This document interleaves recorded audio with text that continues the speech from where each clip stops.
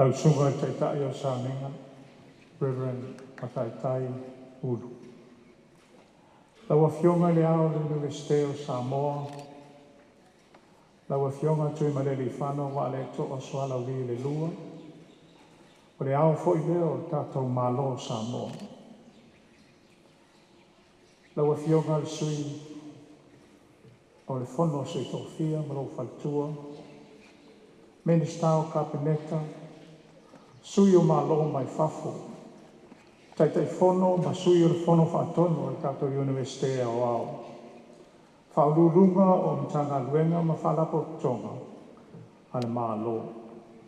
Pulisili, ma le au whainga luenga li Universite o ao Samoa.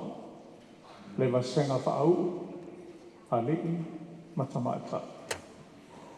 O le a o le toe seu tawhihia le naa, i pa ia o Samoa, poto. Ai nunu ua tuia whaatini o tausala, i whalu poro o tau whinga, a wā o lala tau lea matawhai oi, e tū maualawa. Ai wa autu lai atu ma le whaalo al tele, e fia whaisi na upu, e tusa ma le nei whaau uma. E na oto e pose lilo, o le whaalua i le neo na autu lai atu e whaisi la uma le whaau uma, al tātou Universite. O le taimi mua sa au launga ai, o le whau unga ia o ke topa o le luas tas. Ina ua lau tongi au e whainga sui o le launga na mātou wasenga whaau. O le tausanga fo i lea, na whau uailo u whailonga tikewi, whawhaia o mātou langa lua. Ai ona o lo tofi minsta wa onga, o le minsta fo i leo o tātou Universite o ao Samoa. O te au ngau fie, e whaatino o lau matawhai oi, ma le au nanga, ina ia whao ngāta tau le nei a wanoa, e whaasoa tuai se langona, ma se tua lalo, i le vasenga whaau. O le aso spulwhao Februari lua spulwhao, i le tausanga o lumana i nei, e atoa i e whaspulu tausanga, talua na whawaina le tātou Universite o ao Samoa. E tele ni lui tau sa whia ngai mai tātou Universite, i lana fo launa, mai le tasiiwa walu wha, e o mai le taime nei. E le o toi pō mala i lana po paketi 5 tāla, a o lea ua 2 miliona tāla. Na amata tātou Universite, na o tasi po kalame o le foundation, po le UPY. E 5 tama mateine a oma, ma le au whai ngā luenga toa ngau na ale 2. O le tausanga nei 2 tolu, ua se lau mo na tupu po kalame whale o oma. Tolu a whea iwa se lau tama mateine a oma, ma le au whai ngā luenga e wha se lau mo na tupu. Ia, e le mawhai o na whātustusa, la tātou tama i Universite o ao Samoa. Universite tele o Laurangi, ai mai se le Universite o Pasifika i Salte, e te lea lātou paketi. Ai peitai, a fua i ngā luenga o ausia o tātou Universite, e tolu spuluiva, e ma eo le alofa o le atua, Ai o le sa'o leo le foi tau wha Samoa e whaapea. E titi ai na mea. Na o le wha whaolinga mai e wha tau vai le ba ai mai whafo. Ai maoae ma tū ma ti e ngā ruenga o loo wha tino. Amu ia i tātou, ua tātou ai le pepe sa whaafai lele mai i le na o le 5 tā la. O le tausanga nei, o mai tauina fo inisio ma tāti a tātou universitea o ao Samoa, pei o le mua, le tofia ina o le urua i pule sili tamaitai na te whaafoina o tātou universitea. Lua, le si tio le au whai o tama ma teine a onga, ua listala i mei tausanga, tolu afe iwa se lau, pe a whātustusa i le tolu afe valu se lau i le tausanga utua nai, ma isi tausanga e whātaruai. O le uruai o foina atua o onga puu alo ia, Michael Daniel, Koses e tali atuai i mana onga o whale whainga ruenga. Le si tio ave N.U.S City mo Porkalame, whamatata ese, mai le 2 se lau mo na tupu, i le 5 se lau mo na tupu. A wale whamama avenga i mātua, o na ole tangata o le seifuanga, ai mai se tūlanga o le whaititio ngā ruenga, mo mātua sa whaamoe moelo la tauta mau ainga, i ala ngā oa i tanata ta whao mai whafo. E fia whaamawina fo inisio i tū mā lo, whapalota, ua tuu mai le lango e ala i City, mo le tutongina o pili a onga o nisi o le whanau. Mā lo whaaftai, mo lea fiso swani tā ua. O loo whaawa upea o nanga o tātou universite, e whaonga ai au wana tere wawave wha teknolosi wha nei o na pō. E fiso swani ai lea o ino tama whanau o Samoa, ina ia mai a ne a lātou Porkalame, wa iaito mai maanga waa, e whaafoe ma whaonga ai wha teknolosi wha nei o na pō, i to tonu o whale whainga luenga, ma so se au nanga. O lo si tia pēle tūlanga o Porkalame al tātou universite, ina ia le ngata ina ia tūmāti e ai i tarawhea ngai fo'i ma mana onga o whale whainga luenga, o si o tātou atu nuu. Ua saunia fo'i au nanga ese, e fesosoani ai i tama mateine a onga, ina ia lava tā pena ma tau nuu manuia lo rātou whaamoe moe. A wā a manuia whanau, e manuia a inga, e manuia e kalesia, e manuia le nuu, ai mai se le mālo Samoa, a ona tangata anu. O nei whauunga, o se ama no o saunia le universitea o ao Samoa, e vave whaau ua i lātou ua mai a lātou Porkalame. Ina ua umasu enga whaiu o le semester mua o le nei tausanga. Ua le whaatali i whauunga māsani, whaiunga o le tausanga. Ai ua whaatino le nei vaenga, mo le vave maua o ngā luenga, ai mai sei ni whaamanuianga mai whale whai ngā luenga, mo i lātou o lo ngā luenga o onga. Ore a whaapito au ngawhas whaamatalanga i le wesenga whaau. O te mantua le leila o whaau ia o ke topa le luas tas. O la ngona o le fia ma le whaanga e tia, ai whaasilisili whaaftai le atua, ona ua tau lau o le whaamoe moe. O te tatonu, e whapena foi o tau, manai o tau mātua, o a inga, o wō, mai e māsani. O le aso le nei, ua tini pa o ai le uto, o le whaamoe moenga o whalea o onga.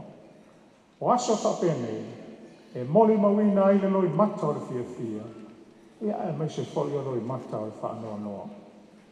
Ai o le whaamanatu tāua mo le whasenga whaau. So se tau mawhainga lava stangata e manuia, e to o tele nisi sa so soani ai. O i lato ia sa ololo pito waa, ma tongi le maa, ma whai le lato sao, e ui na iti, ai na mea. Aua nei ngalo i lato sa so soani, ma tāpu wai, i lau tau mawhainga. Au fōi, nei sao i lau ulu lau whau uma, lau whai longa, a ia e manatua le tala le isto e ina tamai. Po whea lava e te ali ai. E iei lava tangata na whaia lea tua, e poto na I titi e tu lava, I ate oe. O lau tala. Ia ngalo whailonga, ia maua ngō fia I sau ngā ruenga, e te tautua ai mai whamaoni, e tausilau a inga, o na iau mātua, ma whaisau sao, e iti iti aina nea, I le ati na au se o tātou atunu. Reverend Mataitai Ulu, the Methodist Church, Whatoia Manu Minister and Officiating Clerk, Your Highness, the Head of State and Chancellor of the National University of Samoa, Deputies, Honourable Minister of Cabinet, Members of Parliament, members of the Diplomatic Corps, Pro-Councillor and Council members, Vice Chancellor and staff members, graduates, dear parents, friends, families, ladies and gentlemen. This is the second time I had the privilege of giving a speech at N.U.S. graduation. The first time was in October 2021, when I was the graduate speaker upon graduating with a bachelor degree in primary school. As Minister of Education and Minister responsible for the National University of Samoa, I am obliged to use this opportunity to congratulate the graduates and share some thought for food. Next year, 2024, on Valentine's Day, 14th of February, N.U.S. will be turned 40. It will be a momentous occasion, and I'm sure the university will have a big celebration to mark that historical milestone. But 39 years this year is not a small feat, and the university has had its fair share of challenges since 1984. From humble beginnings with an initial budget of 5 tala, but now it has 29 million tala budget. It started with only the foundation program and 45 students with about 20 plus staff. Today, 2023, it has more than 100 academic programs, 3,900 students, 400 plus staff. We can never compare N.U.S. to other well-established universities, overseas including USP. Large operational budgets, but we should all be proud of what our small national university has managed to achieve over the 39 years of its existence. Hence, we give thanks to God for His blessings and His grace upon Samoa. N.U.S. truly epitomizes the Samoan saying, small but significant. I am also pleased to note some of the N.U.S. milestones this year. The first female Vice Chancellor appointed. The highest enrollment number compared to the past 5 years. The micro-credentials offered and awarded today. An increase in TVET scholarships from 300 to 500 plus as U.S. continue to prioritize TVET programming. I'm also wish to note the positive contribution that some constituencies have made by funding scholarship through the 1 million tala community development allocations to support students from their district. Thank you for that. I also note the continued improvement of ICT services and the use of technology enhanced learning to ensure that our N.U.S. graduates are empowered with skills and knowledge using relevant technology today. The university continues to provide relevant quality programs to specific national needs.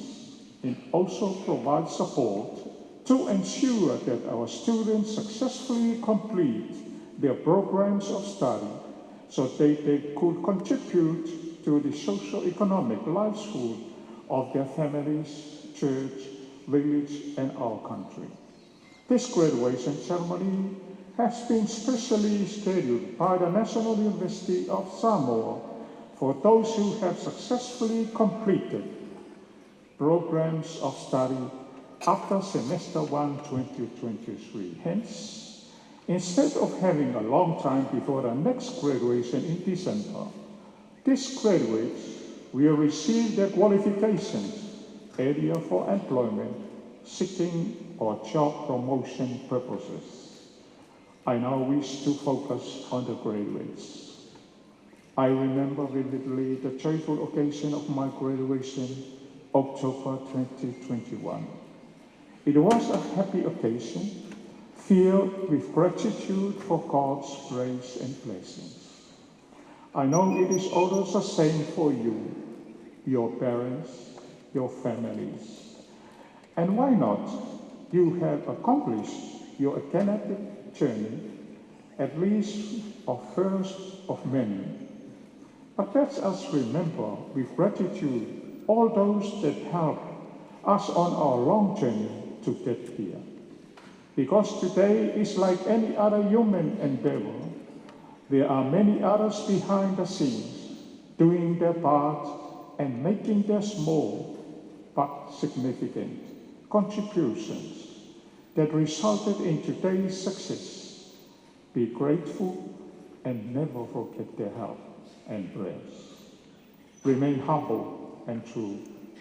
Don't get it over your head. A wise man once said, wherever you go, remember, God has made someone a little bit wiser than you. So keep humble. It is my prayer that our qualification will pave the way for you to easily obtain a job, to support your family, your parents, and make a small but significant contribution to Samoa's economy. Thank you. Whaftai soifua.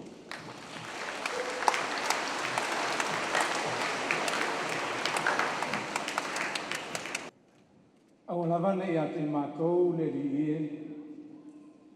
Awalava ia te mātou. Ai whapo ia tu pēr le vi inga i lau whio. Ona lo alofa ma lau whamaona. A bea o sui o le Universite a Wao Samoa. E mori atu le whamalo ma le whamanuia ia te utou o whawina i le nei aso. Whamalo le tawiri, whamalo le tau mwhai. E tau tuana ma autou o le tusipasi o nā sasanu ninga e awanoa ai o na whai o lau tautua ma lau au nanga. A e tautua ma le whamaoni ma le loto maulalo. Ai meise lo whanangolao i le atua o na e maua leo whamanuanga i tele. O tau mamana o manu nā o alo whaangana ia whamanu ia tele le atua i lo o tau lumana. Many congratulations for your achievements and success today. Your diligence and your hard work throughout these past years have made today a special day and a happy day for us all. May God bless you in the years to come. Ia o tō manuia.